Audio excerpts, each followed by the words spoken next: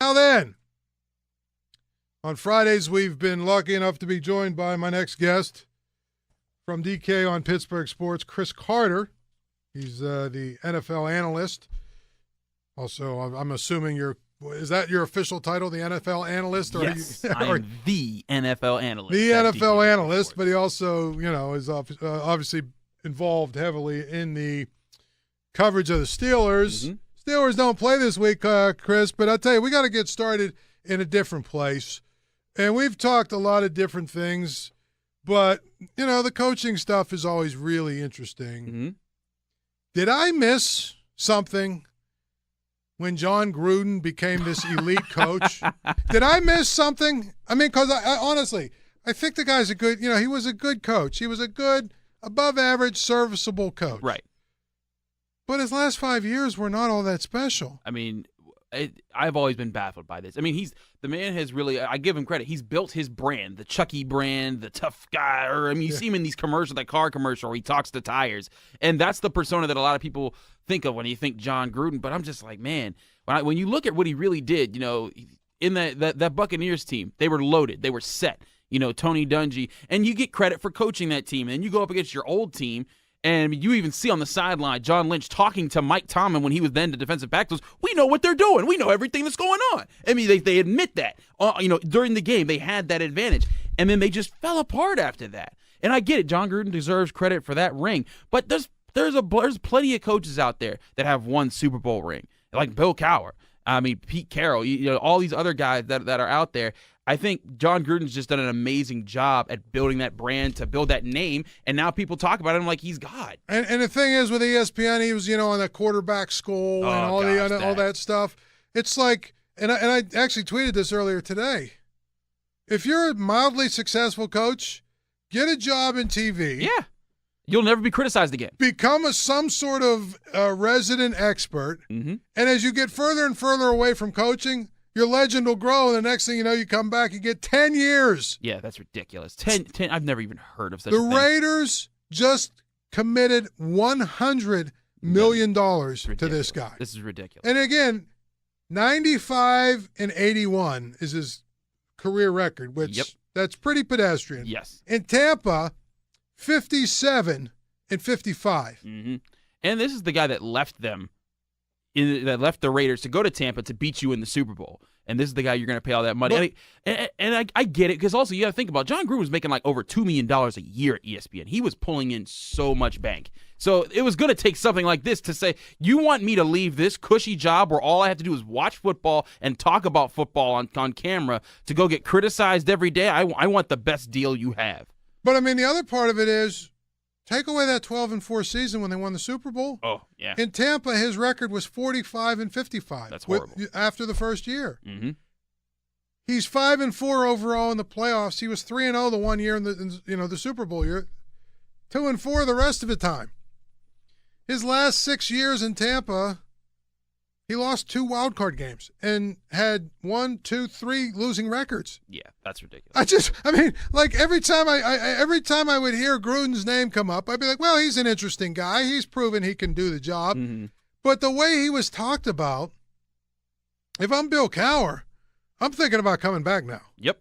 If they're going to give him and pledge $100 million to him, what are they going to do for me? I got to get $100 million, right? Right, but the only thing is Bill Cowher hasn't been on ESPN talking to quarterbacks and saying, look at this guy right here. This is the kind of guy that I like to see. Yeah, Bill Cowher doesn't have that persona. I mean, and you're right. I give John Gruden credit for this. He came into a very mediocre Raiders franchise in the late 90s. They had 2 8-8 seasons, took him to 12-4. They were back when they had Rich Gannon, and they were balling all over the place in 2000.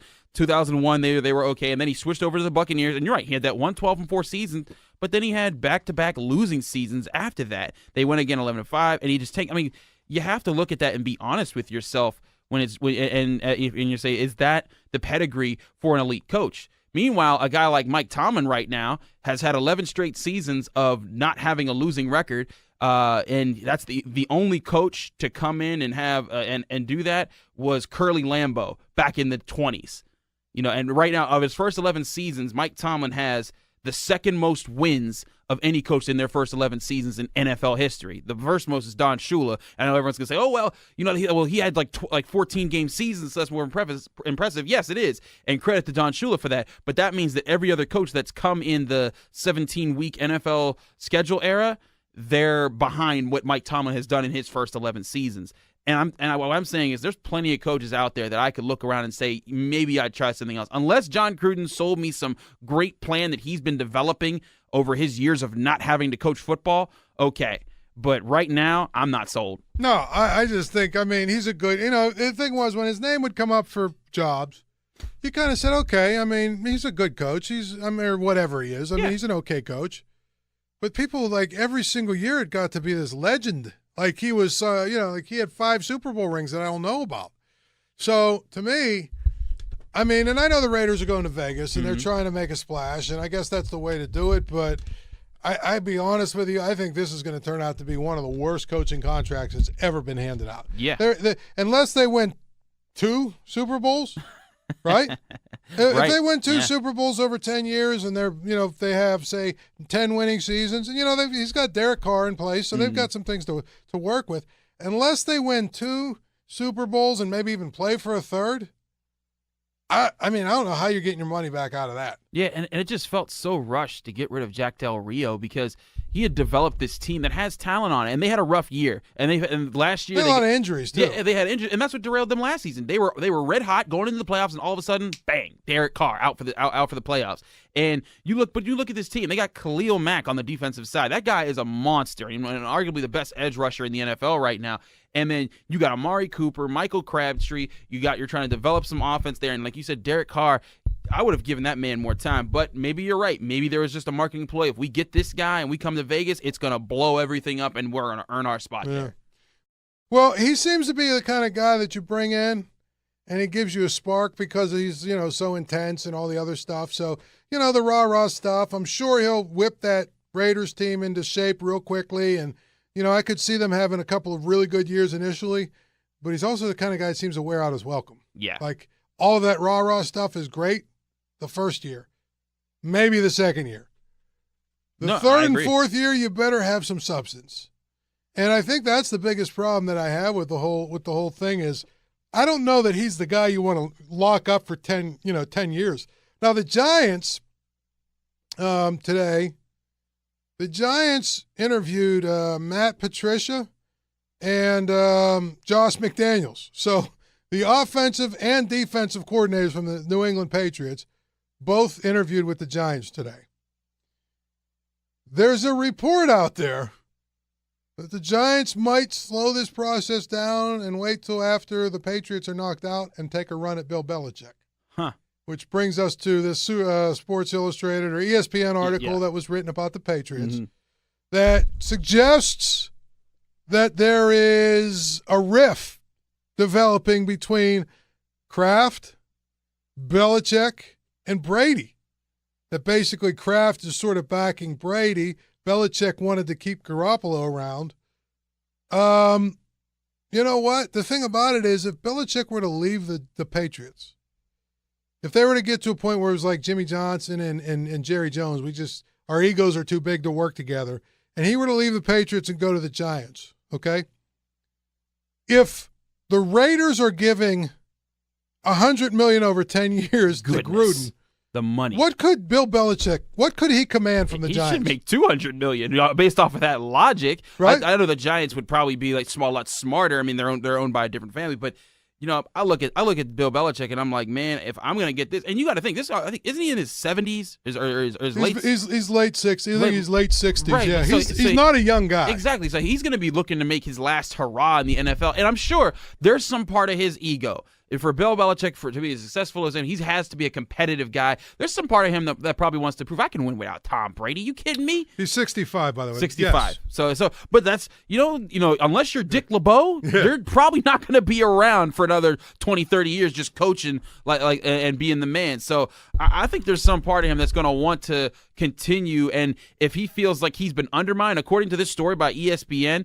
is that, Bob Kraft was supporting Tom Brady and saying, we're going to get rid of Jimmy Garoppolo because Tom Brady wants to be the guy here and he wants that security. And they would have, after this season, they would have had to pay Jimmy Garoppolo. And if they paid him, they were going to either have to get rid of Brady or just not sign anybody else. And that would just destroy the team. So Brady's saying, hey, I'm going to be around for the 4 or 5 years. Bank on me and go get somebody else to learn under me. So and Bill Belichick supposedly, according to this report, and I know I have a lot of Patriots fans, friends who are Patriots fans, and they're like, "Oh, this isn't true. ESPN's just making this up to break up the Patriots."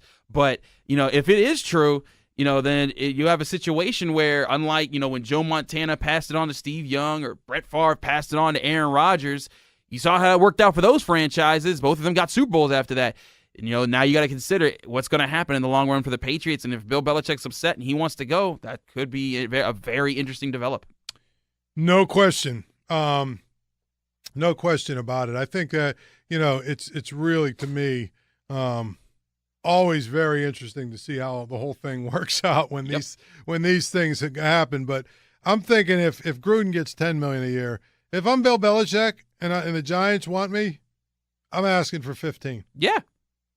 Why not? I mean, I'm Bill Belichick. I'm Bill Belichick. I have 5 Super Bowl rings. I picked the Patriots from being a decent franchise that sometimes made the playoffs, and I took them to be the best of the 2000s and working on the 2010s right now. And yeah, sure, there's the cheating stuff, but I guarantee you every owner in the NFL would be okay with that cheating stuff if it means that they're getting those Super Bowl trophies in their stadium. So, all things considered, I'm completely with you, and especially with John Gruden. Let's take this into consideration. Looking at our boy Gruden here.